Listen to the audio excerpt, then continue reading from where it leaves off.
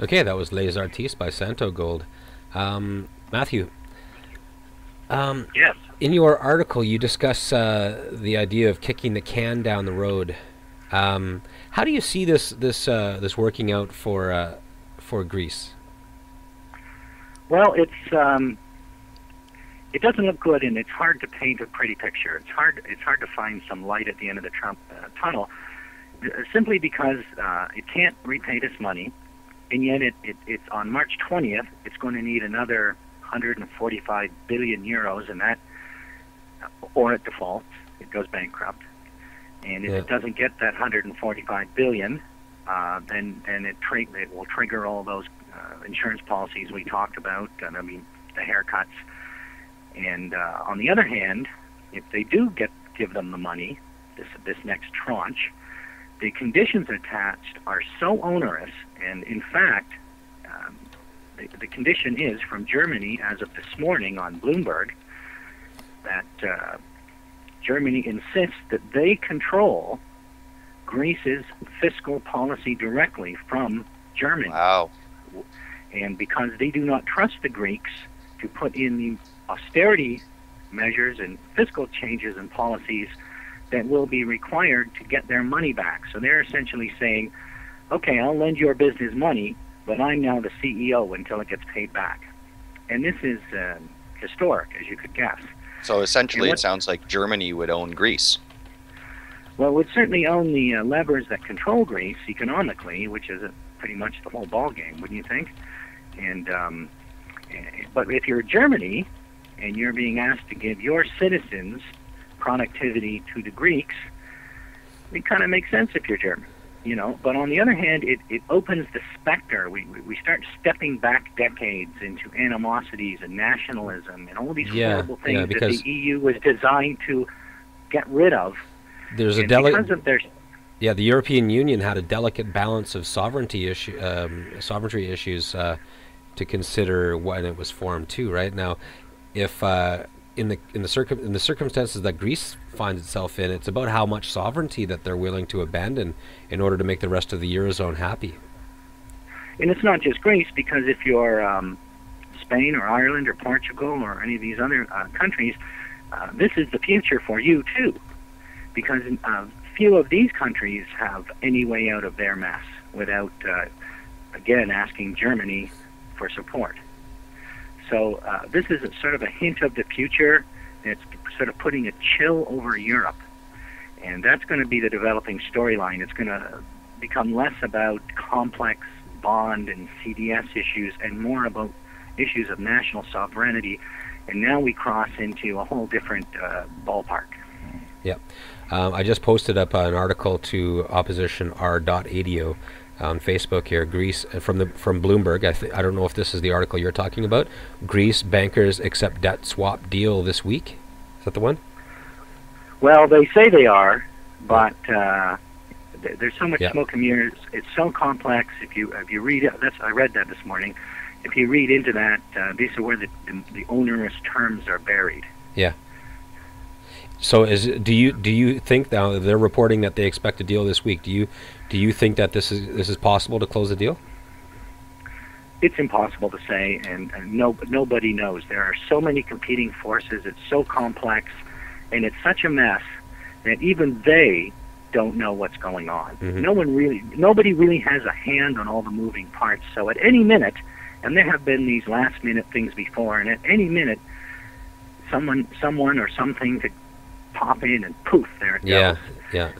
So it sounds almost too like we don't even know that whatever terms they come up with, that it's kind of into the unknown anyway, and that could not, it might not even be the answer. If they might choose a way, and it may end up leading just into more turmoil. Is that a possibility as well, or a likelihood? Well, turmoil is inevitable if there is no deal. So as they try to reach deals and fail repeatedly, then turmoil is building for sure. Well, the whole issue is, and I don't think people realize this, that almost every headline today is a headline in the unknown. Economically, the whole world is in unknown territory that has never been trod before. No one really knows. and we're inching along and fumbling along, and we fumble along in America, and we fumble along in Canada. We all do our little bits and pieces, but it's a train that's picking up speed, and no one really can get their arms around it. And Greece is just a microcosm of the whole picture. We don't really know what to do. We economists, thinkers, politicians, academics, nobody really knows what to do. There's no plan. There's no preordained script for this. So really, every headline's a surprise. Mm-hmm. Yeah, our friend Sterling Campbell has just sent us a link from the Wall Street Journal that seems to imply that talks have been completed for a new bailout deal, which contradicts all the other news that we're reading right now. I'll put that up on our Facebook page too. It's either way, it's a moving target. Yeah, you know? without getting stuck too deep in that conversation about whether or not they've completed the deal and how close and what it's going to be. I mean, it's important for us to lay out the fundamentals and understand that that what's happening right now, and they're probably talking about this a lot in Davos too, behind closed doors, is Greece is a precedent-setting scenario, because after this we've got Italy. You know what I mean?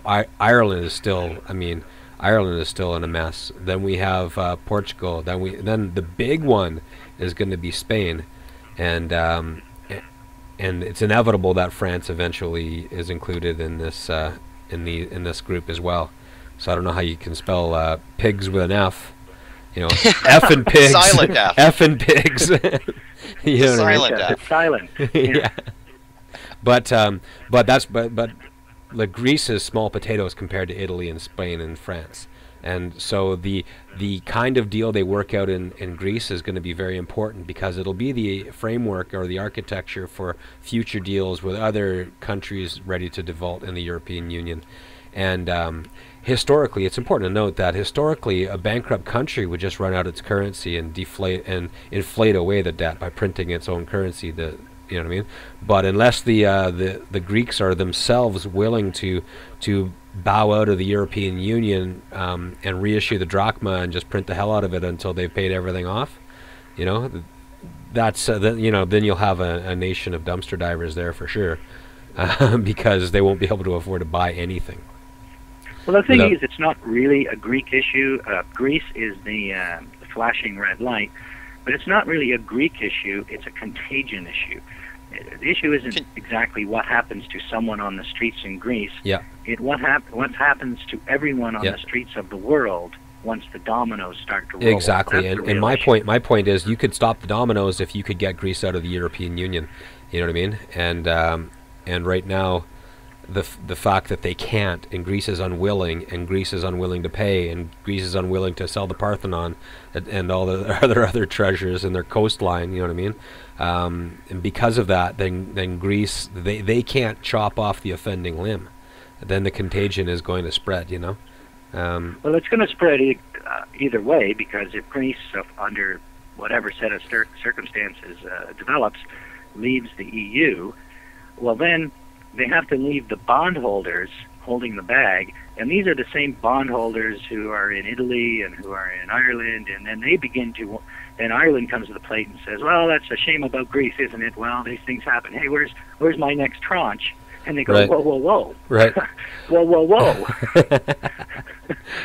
Now, Matthew, you didn't read the paper yesterday, did you? Yeah, Matthew. You know, now, that's what happens.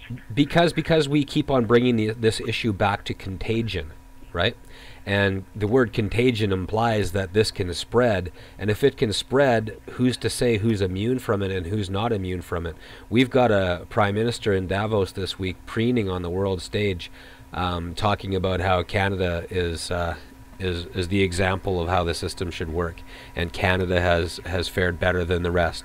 Canada this, Canada that. Our banking system's the best. We're look to us for your example, so to speak. Are we immune from it? Is Stephen Harper right? Should people be looking to us? Well, Canada is the least dirty shirt in the laundry, but we're all dirty shirts. Right. We're all exposed. I like to. Matthew. Here's how I like to express it. Not to interrupt you, but I like to refer to us as the prettiest horse at the glue factory. Exactly, exactly. And when there's just mountains, and I mean mountains, multiple trillions of digital dollars floating around the world, they're always looking for a safe place to go.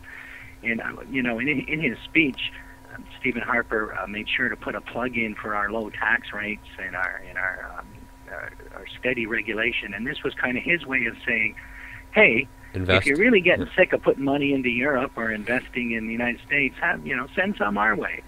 And so that was the reason for that. So it's kind of a fight among nations now. It's like a marketplace of nations, everybody looking to attract those rich dudes' money. Yeah. And in that sense, Canada is in good shape because we have a tremendous resource base. We really do have some pretty conservative banking regulations, and relative to everyone else, we do appear safe. Yeah. We do. Now, I mean, however, I was checking the 2010 numbers, and the Royal Bank has $5 trillion in derivative exposure. Do you think that's a problem? The CIBC is also on that list, and this is part of that unknown unknowns. Yeah. If there's a CDS storm triggered, nobody really knows what that means. Yeah. Although it sure sounds pretty bad. Yeah.